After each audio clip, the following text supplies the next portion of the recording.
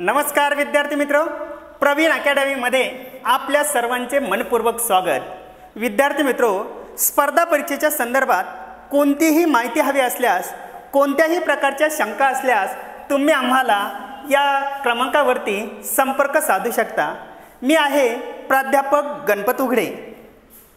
विद्यार्थी मित्र हो, आपल्या या मार्गदर्शन केंद्रामध्ये MPSC, UPSC, ग्रुप C असेल, सरळ सेवा भरती असेल, बँकिंग PO असेल, क्लर्क असेल, त्याचबरोबर MPSC राज्यसेवा, त्यानंतर PSI, STI, ASO, सरळ सेवा, लिपिक, तलाठी, पोलीस भरती, ग्रामसेवक, महिला बाल विकास, सर्व प्रकारच्या अगदी शिपाई पदापासून जिल्हा अधिकारी पदापर्यंत सर्व स्पर्धा परीक्षांचं ऑफलाईन आणि ऑनलाईन योग्य मार्गदर्शन केले जाते। विद्यार्थी मित्रो, तुम्हाला सर्वांनाच कल्पना आहे की सध्याचे गृहमंत्री अनिल देशमुख यांनी एक तातडीची गरज म्हणून महाराष्ट्र पोलीस शिपाई भरती निश्चित केलेली आहे आणि त्यांनी सांगितलेलं आहे की सध्या महाराष्ट्र पोलीस शिपाई भरतीमध्ये 12,538 पदे डिसेंबर 2020 अखेर भरणार आहे। तर हा जो पोलीस भरतीचा अभ्यासक्रम आहे, तुम्हाला कल्पना आहे की त्याच्यामध्ये गणित, बुद्धिमत्ता, सामान्य ज्ञान, चालू घडामोडी आणि मराठी व्याकरण हे 4 विषय असतात। 25 प्रश्न 25 गुणांसाठी असतात। तर मराठी हे जे काही व्याकरण आहे, तर संपूर्ण मराठी व्याकरण फक्त आणि फक्त सर्वसामान्य विद्यार्थ्याला परवडेल। फक्त 1000 रुपयामध्ये संपूर्ण मराठी व्याकरण तुम्हाला शिकवलं जाणार आहे। त्यामध्ये मित्र हो, 100 टेस्ट विश्लेषणासह या प्रश्नाचं उत्तर हेच का तेच का, कोणत्या घटकातून हा प्रश्न घेतलेला आहे, त्याचं उत्तर योग्य कसं आहे, एवढंच नव्हे तर संपूर्ण महाराष्ट्रामध्ये तुम्हाला ॲटो रँकिंग मिळाली जाईल। कारण तुम्ही कुठपर्यंत आहात किंवा तुमचा नंबर कितवा आहे, तुमच्या पुढे किती विद्यार्थी आहे हे तुम्हाला घर बसल्या समजणार आहे। एवढंच नव्हे तर मागील प्रश्नपत्रिकेतील, मग तो नाशिक जिल्हा असेल, रायगड असेल, रत्नागिरी असेल, तर ह्या सर्व प्रकारच्या ज्या काही पोलीस भरतीच्या प्रश्नपत्रिका आहे, कमीत कमी 5000 प्रश्नांचा सराव तुमच्याकडून करून घेतला जाणार आहे। आणि अशा पद्धतीने हे विशेष शिकवणी वर्ग आपण मराठी व्याकरण पोलीस भरतीसाठी सुरू केलेले आहेत। मित्र हो, यामध्ये तुम्हाला कल्पना आहे की मराठी व्याकरण म्हटलं की 3 प्रकारचे घटक अतिशय महत्त्वाचे असतात। एक आहे वर्णविचार, दुसरा आहे शब्दविचार आणि तिसरा आहे वाक्यविचार। मग त्याच्यामध्ये तुम्हाला अभ्यासायचं आहे की समास असेल, संधी असेल, भाषेचे अलंकार असतील, त्याचबरोबर भाषेचे नवरस असतील, तर त्यातीलच 32 घटकापैकी आज आपण एका घटकाचा विचार करणार आहोत, ते आहे भाषेचे नवरस। काय आहे भाषेचे नवरस? आता या नवरसांवरती परीक्षेला प्रश्न कसे विचारले जातात, परीक्षेला प्रश्न कसे विचारले जातात, पोलीस भरती असेल किंवा तुमची सरळ सेवा परीक्षा असेल, तर तुम्हाला सरळ पद्धतीने एका वाक्यात प्रश्न कसे विचारले जातात पहा। तुम्हाला प्रश्न विचारलेला आहे, आटपाट नगरात दुधाचे तळे, आटपाट नगरात दुधाचे तळे, तळ्याच्या काठी पेड्यांचे मळे, नगरातले लोक सारेच वेडे, वेड्यांनी बांधले बर्फीचे वाडे, आंघोळीला पाणी घेतात दुधाचे, डोक्याला तेल लावतात मधाचे, फणसपोळीचे कपडे घालतात, सारे वेडे उलटे चालतात। आणि मग तुम्हाला विचारलं जाईल की या ओळीतील, या काव्यपंक्तीतील रस ओळखा। आणि रस ओळखा म्हटल्यानंतर तुम्हाला पर्याय दिलेले जाणार आहे की या काव्यपंक्तीमध्ये वीर रस आहे, रौद्र रस आहे, अद्भुत रस आहे की भयानक रस आहे। यासाठी मित्र हो, सर्वात पहिल्यांदा तुम्हाला माहीत पाहिजे की भाषेचे रस म्हणजे काय, त्यानंतर रसाचे प्रकार किती व कोणते, त्याचबरोबर तुम्हाला माहीत पाहिजे की त्याचा स्थायी भाव काय आहे, आणि तरच तुम्ही त्याचं योग्य पद्धतीने उत्तराची निवड करू शकता, अन्यथा तुमचं उत्तर चुकू शकतं। अतिशय साध्या सोप्या सरळ शब्दामध्ये मी तुम्हाला भाषेचे नवरस शिकवणार आहे। त्याचबरोबर आता याच्यामध्ये काय आहे मित्र, कोणता रस आहे, तर अद्भुत रस आहे। कोणता रस आहे? उत्तर काय आहे तुमचं? अद्भुत रस। मग अद्भुतच का, वीर रस का नको, रौद्र का नको, भयानक रसाची लक्षणं कोणती आहेत, याचा आपण अभ्यास करणार आहोत। त्याचबरोबर दुसरा प्रश्न असाही विचारला जातो पहा, संत ज्ञानेश्वराच्या पसायदानातून कोणता रस निर्माण होतो? संत ज्ञानेश्वराच्या पसायदानातून कोणता रस निर्माण होतो? आणि तुम्हाला प्रश्न दिलेला आहे, पर्याय दिलेले आहे, वीररस आहे, शांतरस आहे, करुण रस आहे की यापैकी वरील सर्व रस आहे? अशाही प्रकारचा प्रश्न विचारला जाईल. मग तुम्हाला माहीत पाहिजे की ज्ञानेश्वरांचं जे काही लिखाण आहे, ज्याला आपण भावार्थ दीपिका वगैरे म्हणतो किंवा ज्ञानेश्वरी म्हणतो, संपूर्ण ज्ञानेश्वरीमध्ये काय आहे? शांतरस आहे. मग शांतरसच का? शांतरसाची लक्षणे कोणती? हेही आपल्याला अभ्यासायचं आहे. आता पहा की आपण आता समजून घेत आहोत रस म्हणजे काय आणि रसाचे प्रकार. तर रस या शब्दाचा अर्थ रुची किंवा चव, आवड असा होतो. रस या शब्दाचा अर्थ रुची, चव किंवा आवड होतो. जन्मताच माणसाला काही स्थायी भाव असतात. काय सांगितलं नीट लक्षात घ्या. जन्मताच माणसाला काही स्थायी भाव असतात, त्यातून काही भावना निर्माण होतात. त्यातून काही भावना निर्माण होतात. जन्मताच माणसाला काही स्थायी भाव असतात, त्यातून काही भावना निर्माण होतात. मग ती भावना कोणती असते? प्रेमाची भावना असेल, उत्साह असेल, दुःख असेल, आनंद, भीती, किळस, कंटाळा, आश्चर्य, शांतता अशा वेगवेगळ्या भावना आहेत. आणि मग या भावनांपैकी ज्यावेळी जी भावना अत्युच्च टोकाला पोहोचते, ज्यावेळी जी भावना अत्युच्च टोकाला पोहोचते त्या वेळेस त्या रसाची निर्मिती होते. तुम्हा आम्हाला राग केव्हाही येत नाही, परंतु एकदा का राग आला की आपली तळपायाची आग मस्तकात जाते आणि आपण एकतर राग दुसऱ्यावरती व्यक्त करतो, अन्यथा स्वतःवरती व्यक्त करतो. जर तुमची दुःखाची भावना अतिउच्च टोकाला पोहोचली तर धडधडा डोळ्यातून अश्रू वगैरे उगळतात. थांब म्हटलं तर थांबणार नाही. बरोबर आहे की नाही? म्हणजेच जन्मताच माणसाला काही स्थायी भाव असतात, त्यातून काही भावना निर्माण होतात. ज्यावेळी जी भावना अतिउच्च टोकाला पोहोचते त्या वेळेस त्या रसाची निर्मिती होते. मग अशा पद्धतीने किती भावना आहेत? 9 भावना आहेत. त्या 9 भावनेतून काय झालेली आहे? 9 रसांची निर्मिती झालेली आहे. मग त्याच्यामध्ये शृंगार रस, वीर रस, करुण असेल, हास्यरस, रौद्र, भयानक, अद्भुत, बीभत्स आणि शांत. मग यापैकी काही रसांचा आज आपण या अभ्यास करणार आहोत. आता हा अभ्यास करत असताना तुमच्या आमच्या आवडीचा सर्वांचाच कोणता रस आहे? शृंगार रस. कोणता रस आहे? शृंगार. आता शृंग म्हणजे काय?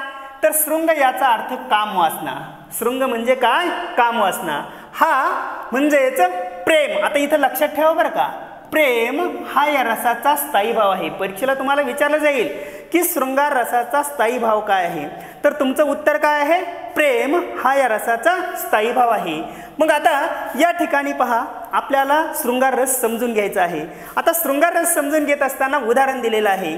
नटले मी तुमच्यासाठी राजसा विडा रंग लावटी.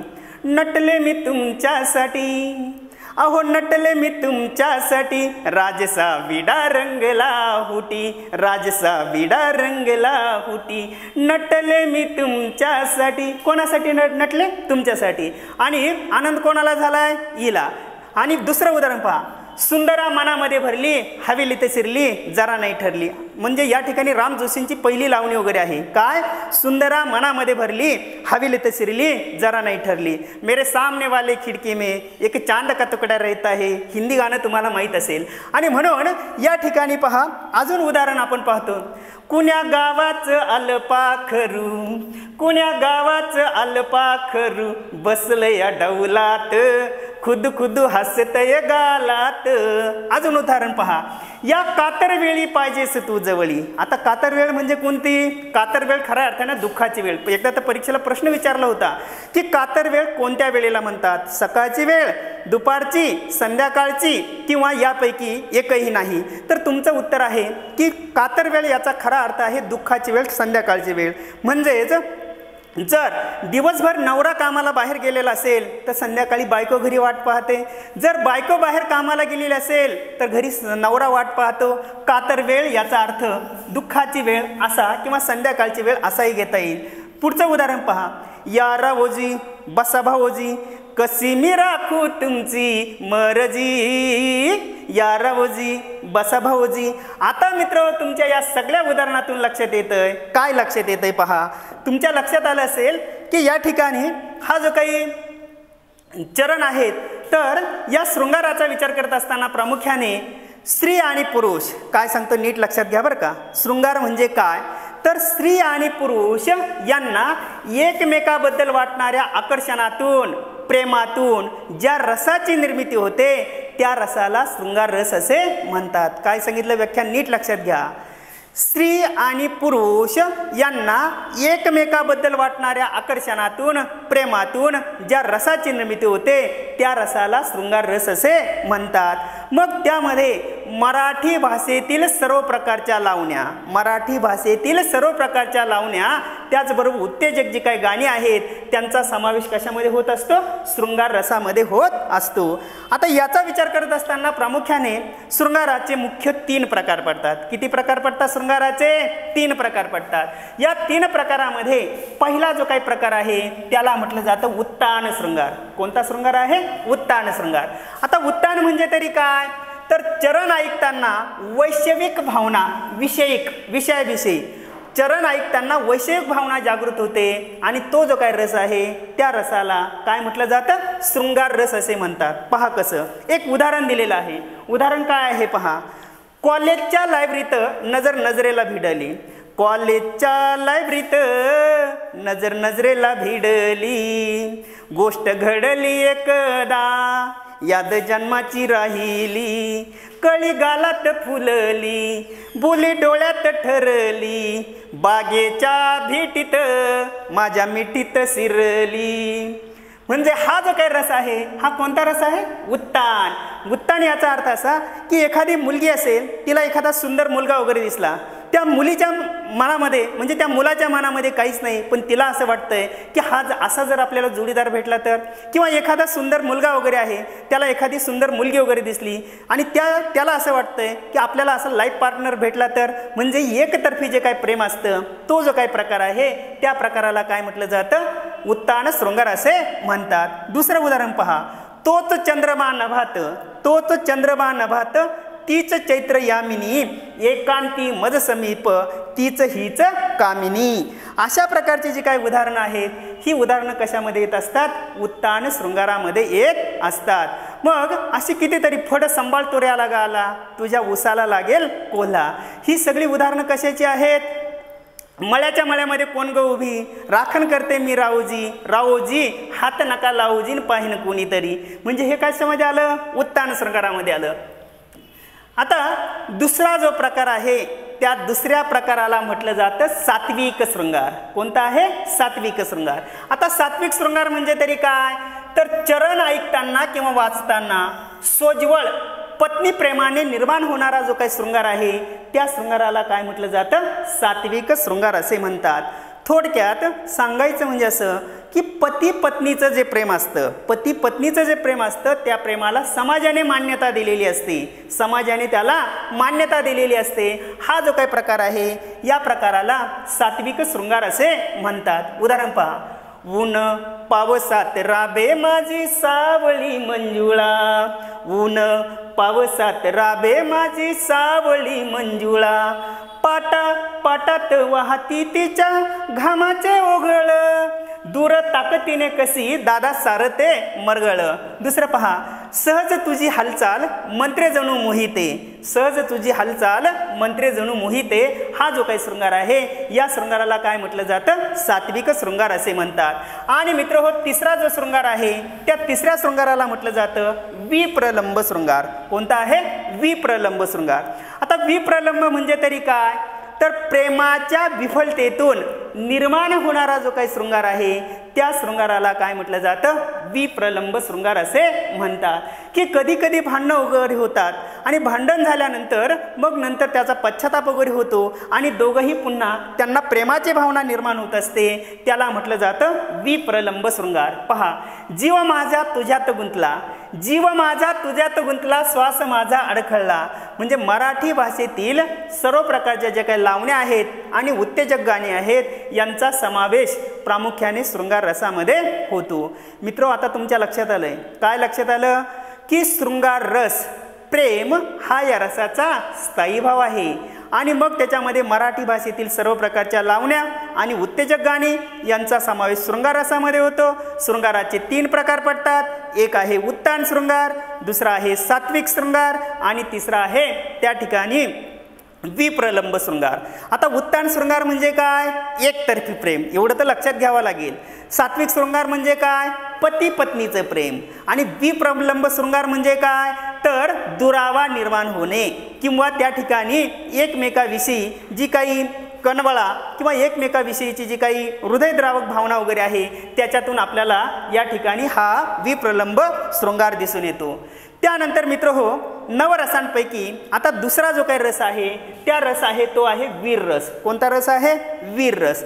आता वीर रसाचा विचार करत असताना उत्साह हा या रसाचा स्थायी भाव आहे. काय सांगितलं नीट लक्षात घ्या. उत्साह हा या रसाचा स्थायी भाव आहे. मग पराक्रम, शौर्य, धीरोदात्त प्रसंग यांच्या वर्णनातून ज्या रसाची निर्मिती होते त्या रसाला वीर रस असे म्हणतात. नीट व्याख्या लक्षात घ्या. पराक्रम, शौर्य, धीरोदात्त प्रसंग यांच्या वर्णनातून ज्या रसाची निर्मिती होते त्या रसाला वीर रस असे म्हणतात. उदाहरण पहा. पहिलं उदाहरण घेतलेलं आहे. पेटविले पाषाण पठारावरती शिवबांनी, गळ्यामध्ये गरिबांच्या गाजे संतांची वाणी, जिंकू किंवा मरू भारतभूच्या शत्रुसंगे युद्धामचे सुरू. गरजा जय जयकार क्रांतीचा गरजा जय जयकार. कवी कुसुमाग्रजांची कविता आहे. गरजा जय जयकार क्रांतीचा गरजा जय जयकार, आणि वज्राचे छातीवरती घ्या झेलून प्रहार. खळखळू द्या आद्यशृंखला हातापायात, खळखळू द्या आद्यशृंखला हातापायात, पोलादाची काय तमा मरणाच्या दारात, पोलादाची काय तमा मरणाच्या दारात. सर्पान्न उद्दामावळा कशुनी आपाश, सर्पान्न उद्दामावळा कशुनी आपाश, पिचेल मनगट परिवरातील अभंगावेश, पिचेल मनगट परिवरातील अभंगावेश. चौथं उदाहरण पहा. म्यानातून उसळे तलवारीची पात, म्यानातून उसळे तलवारीची पात, वेडात मराठी वीर दौडले सात. म्हणून मित्र हो, आता मात्र तुम्हाला लक्षात येईल की मराठी भाषेतील पोवाडे, मग ते सामाजिक असतील, ऐतिहासिक असतील, राजकीय असतील, शैक्षणिक असतील, मराठी भाषेतील पोवाडे. आता पोवाडे म्हणजे कसं तुम्हाला कल्पना आहे. ओम नमो श्री जगदंबे, नमन तुझ आंबे करून प्रारंभे, डफावर थाप तुंतुण्या तान, शाहीर हा महाराष्ट्राचा प्राण, शाहीर हा महाराष्ट्राचा प्राण. शिवबाचे गात गुणगान जिरह जी जी जी, शिवबाचे गात गुणगान जिरह जी जी. याला काय म्हटलं जातं? हे पोवाडे. त्याचबरोबर समरगीत, काही उत्साहवर्धक गीतं असतात. अरे बिकट वाट वै वाट नसावी, धोपट मार्गा सोडू नको, अरे बिकट वाट वै वाट नसावी, धोपट मार्गा सोडू नको, शाण्याची ती बरी कुशामत, मूर्खाची ती मैत्री नको, जी जी रजी. अरे कष्टाची बरी भाजी भाकरी, तुपसाकरीची चोरी नको, अरे कष्टाची बरी भाजी भाकरी, तुपसाकरीची चोरी नको, आल्या तिता मुठभर द्याया, मागे पुढती पाहू नको, जी जी रजी. गोंधळी गोंधळी नामी शिवबाचे गोंधळी, आमचा घालावा गोंधळन हरिनाम संबळ, उद्योग आंबे उदे. अशा प्रकारची जी काही रचना वगैरे आहे या रचनांचा समावेश कशामध्ये होत असतो? वीर रसामध्ये होत असतो. त्यानंतर मित्र हो, पहिला आपण शृंगार रस, शृंगार रसाचे 3 प्रकार वगैरे पाहिले. त्यानंतर आपण वीर रस पाहिला.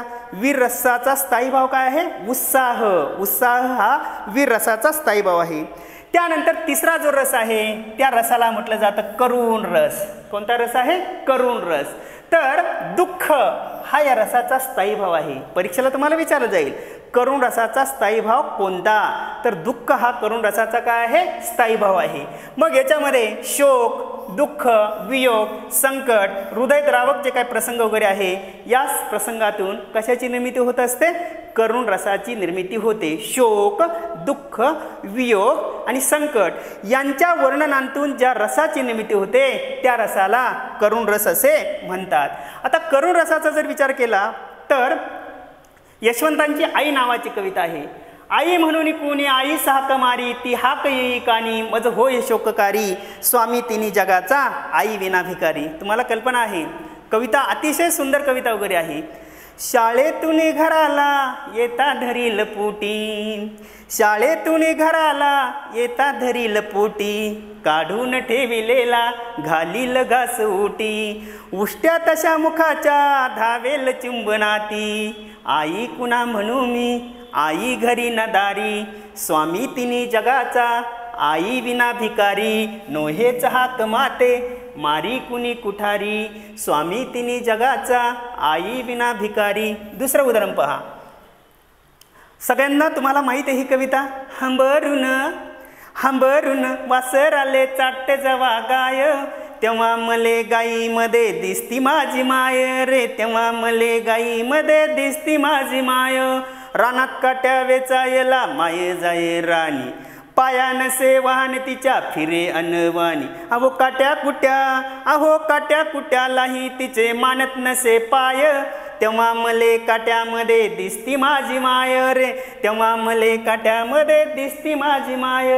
हंबरून वासराले चाट जवा गाय, तेव्हा मले तिच्यामध्ये दिसती माझी माय. तिसरं पहा. आई वडील माझे थोर, आई वडील माझे थोर, काय सांगू त्यांचे उपकार, जीवनाच्या वाटेवरती किती असतो त्यांचा आधार. आई माझी मायेचा सागर, दिला तिने जीवनाला आकार. तडपत्या उन्हात अन रखरखत्या रानात, राहिलीस ग माझ्यासाठी तू ग कष्टाच्या घामात. कधी मिळेल मुठभर घास, कधी घडे तिला उपवास, ओल्या मातीतून चालताना तुडविले काट्याचे फास. आई माझी मायेचा सागर, दिला तिने जीवनाला आकार. अशी एक ना अनेक कितीतरी उदाहरणं तुम्हाला सांगता येतील की ज्या ठिकाणी आपल्याला दुःख, हृदयद्रावक प्रसंग आपल्याला त्याच्यातून वर्णिले जातात. आई तुझं लेकरू, आई तुझं लेकरू, येडग कोकरू, रानात चुकलंय रस्ता हुकलय. आई तुझं लेकरू, येडग कोकरू, रानात चुकलय रस्ता हुकलय, सांग मी काय करू. या दुनियेची रीतच न्यारी, आजचा मैतर उद्याचा वैरी, मतलब सरता लाथा मारी, पाय कुणाचे धरू, सांग मी काय करू. आई तुझं लेकरू, हा जो काही प्रकार वगैरे आहे, तर ही सर्व उदाहरणं कशामध्ये येत असतात?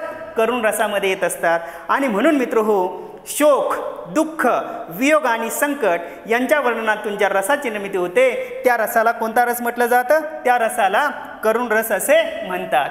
त्यानंतर चौथा जो काही प्रकार वगैरे आहे, त्या चौथ्या प्रकाराला म्हटलं जातं हास्यरस. कोणता रस आहे? हास्य, हास किंवा आनंद हा या रसाचा काय आहे? स्थायी भाव आहे, स्थायी भाव आहे. व्यंगदर्शन, विडंबन, विसंगती, असंदग्ध भाषण, चेष्टा, विनोद यांच्या वर्णनातून ज्या रसाची निर्मिती होते, त्या रसाला काय म्हटलं जातं? हास्यरस असे म्हणतात. पहा, आपल्या मराठीमध्ये ज्या काही साहित्यकृती आहे, त्यामध्ये वऱ्हाड निघालंय लंडनला, त्याचबरोबर गुदगुल्या, बटाट्याची चाळ यासारखे जे काही विनोदी साहित्य आहे, त्या विनोदी साहित्यामधून आपल्याला हास्यरस दिसून येतो. आता हास्यरसाचा विचार करत असताना उदाहरण दिलेलं आहे. पहा, बोक्याने काढले एक दुकान. उदाहरण काय आहे? बोक्याने काढले एक दुकान, पण मिळतात फक्त उंदराचे कान, मिळतात फक्त उंदराचे कान. हे काय झालं? आता दुसरं उदाहरण पहा. दुसरं उदाहरण कसं आहे? कोंबडीला आला टेलिफोन, कोंबडीला आला टेलिफोन, तिनं विचारलंय बोलतंय कोण? बोलत होता रावस मासा, बोलत होता रावस मासा, तो म्हणाला सावध असा. बोलत होता रावस मासा, तो म्हणाला सावध असा. शेजारीच आहे मेजवानी, हिंडू बिंडू नका कुणी. कोंबडीनं फोन ठेवून दिला, तिचा जीव घाबरून गेला. म्हणजे या ठिकाणी आपल्याला लक्षात येतंय की इथं विनोद साधलेला आहे, विनोद साधलेला आहे. दुसरं, आम्ही कोण म्हणून काय पुसता, दाताड वेंगाडुनी आम्ही असू लाडके. म्हणजे अशी कितीतरी उदाहरणं वगैरे आहेत मित्र हो. अजूनही तुम्हाला इथं सांगता येईल की हास्यरसामध्ये काय म्हटलेलं आहे? व्यंगदर्शन. आता व्यंगदर्शन कसं असतं पहा.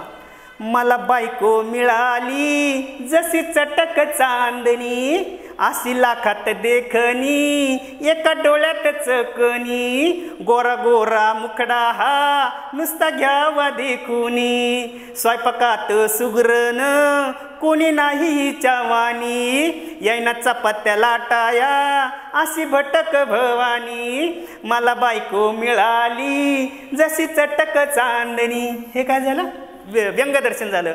विसंगती पहा. विसंगती याचा अर्थ असा की एखाद्या गावामध्ये काय होतं की लोक सांगतात की साहेब काही करा, पण आमच्या गावाला पाण्याची सोय करा. आमच्या गावामध्ये नदी नाही, पाण्याची टाकी नाही, एखादा तलाव नाही, एखादं धरण नाही. साहेब म्हणतो तुम्हाला नदी मंजूर करून देऊ. नदी मंजूर करता येते का? नाही येत. मग तो काय म्हणतो? नदी मंजूर करून देऊ. म्हणजे शब्दामध्ये काय आहे? विसंगती आहे. एक व्यक्ती असते, पुढारी असतो, त्याचं चिन्ह असतं खुर्ची. काय असतं? खुर्ची. तो काय म्हणतो? खुर्चीवरती शिक्का वगैरे मला निवडून द्या. मी तुम्हाला विसंगती आणि असंदर्भ भाषण सांगतोय. पहा कसं. सारे मिळून या तुम्ही मला होट द्या आता, मारा खुर्चीवर शिकान नोट घ्या आता. मी करीन सार माग नका हो गरम, लई सस्ती करीन देशी गावठी नरम. दारूचे धंदे खोला रस्त्यात, लुटमार चोरी करा बिंदास्त.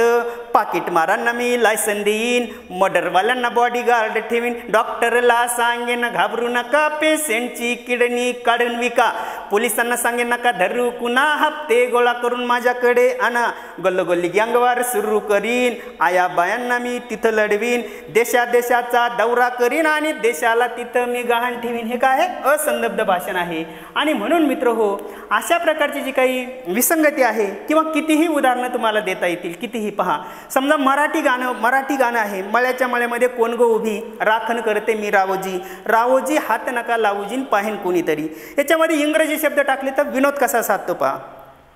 मळ्याच्या मळ्यामध्ये हू इज स्टँडिंग, मळ्याच्या मळ्यामध्ये who is standing, here I am वांगे cutting. Raoji do not touch my body न seeing anybody. Raoji do not touch my body न seeing anybody. Now this year by me 16 वर गाठलं ग. Now this year by me 16 वर गाठलं ग. Body fitting अंगावरतीन क्लोथच का फाटलं ग. अशा प्रकारची जी काय रचना वगैरे आहे, या रचनेमध्ये देखील मित्र आपल्याला काय साधून येतो? विनोद दिसून येतो. यासारखी एक ना अनेक जी काही उदाहरणं आहे, ती उदाहरणं आपल्याला कशामध्ये दिसून येतात? आपल्याला हास्यरसामध्ये दिसून येतात. पहिला रस आपण कोणता पाहिला? शृंगार. शृंगाराचे किती प्रकार पाहिले? 3. दुसरा रस पाहिला वीर रस. उत्साह या रसाचा काय आहे? स्थायी भाव. तिसरा पाहिला करुण. दुःख या रसाचा काय आहे? स्थायी भाव आहे. त्यानंतर आता आपण चौथा रस कोणता पाहिला? हास्य, विनोद, आनंद, हास हा या रसाचा काय आहे? स्थायी भाव आहे. त्यानंतर मित्र पाचवा जो रस आहे त्याला म्हटलं जातं भयानक रस. काय आहे? भयानक रस. मग भय किंवा भीती हा या रसाचा स्थायी भाव आहे. भय किंवा भीती हा या रसाचा स्थायी भाव आहे. मग भूत, प्रेत, स्मशान, युद्ध, सूड, मृत्यू, राक्षस, हत्या यांच्या वर्णनातून आपल्याला काय होते? भयानक रसाची निर्मिती दिसून येते. पहा, त्या उजाड माळावरती उदाहरण काय दिलेलं आहे पहा. त्या उजाड माळावरती बुरुजाच्या पडल्या भिंती, ओसाळ देवळापुरती, वडाचा पार अंधार दाटला तेथे भरभरू नये. शांताबाई भीतीने गुरासारखी ओरडली. एक किंकाळी फोडून तिने विलक्षण वेगाने पळाली. आता याच्याही पुढे तुम्हाला सांगता येईल. अण्णाभाऊ साठे लिखित स्मशानातील सोनं तुम्हाला माहीत आहे की अंधारी रात्र होती, पांदीचा रस्ता होता, घुबडांचा घुतकार कानी येत होता, पाऊस थुळथुळी नाचत होता, अचानक एखादा दुसरा साप सळसळत जात होता. अशाही परिस्थितीमध्ये भीमा पुढे पुढे टांगा टाकत होता. 2 गज जमीन के नीचे असे काही चित्रपट तुम्ही पाहिलेले असतील. थोडक्यात भीतीचं वातावरण ज्या ज्या वर्णनातून आपल्याला लक्षात येतं तेथे जो रस तयार होतो त्या रसाला काय म्हटलं जातं? भयानक रस असे म्हणतात. त्यानंतर 6वा जो प्रकार वगैरे आहे, या 6व्या प्रकाराचा विचार करत असताना त्याला म्हटलं जातं अद्भुत रस. कोणता रस आहे? अद्भुत. आता अद्भुत म्हणजे पहिल्यांदाच मी तुम्हाला उदाहरण दिलेलं होतं विस्मय. विस्मय म्हणजे काय? आश्चर्य. हा या रसाचा काय आहे? स्थायी भाव आहे. मग याच्यामध्ये परीच्या कथा, त्याचबरोबर जादूची अंगठी, अरेबियन नाईट्स, अलीबाबा 40 चोर, अल्लाउद्दीनचा चिराग यासारख्या वर्णनातून काय होत असते? अद्भुत रसाची निर्मिती होते. कसं ते पहा. इथं म्हटलेलं आहे की उदाहरण काय दिलंय पहा. आटपाट नगरात दुधाचे तळे, आटपाट नगरात दुधाचे तळे, तळ्याच्या काठी पेड्यांचे मळे. नगरातले लोक सारेच वेडे, वेड्यांनी बांधले बर्फीचे वाडे. आंघोळीला पाणी घेतात दुधाचे, डोक्याला तेल लावतात मधाचे, फणसपोळीचे कपडे घालतात, सारे वेडे उलटे चालतात. शक्य आहे का असं? दुधाने कोणी आंघोळ करीन का? पेड्यांचे कुठे मळे असतात का? बर्फीचे कुठे वाडे असतात का? किंवा त्या ठिकाणी मधाचं तेल लावून कोणी तेल लावल का नाही, म्हणजे हे सर्व कसं आहे, खोटं खोटं आहे, यामध्ये कोणत्याही प्रकारची सत्यता नाही. त्यानंतर मित्र हो, मग आता पुढे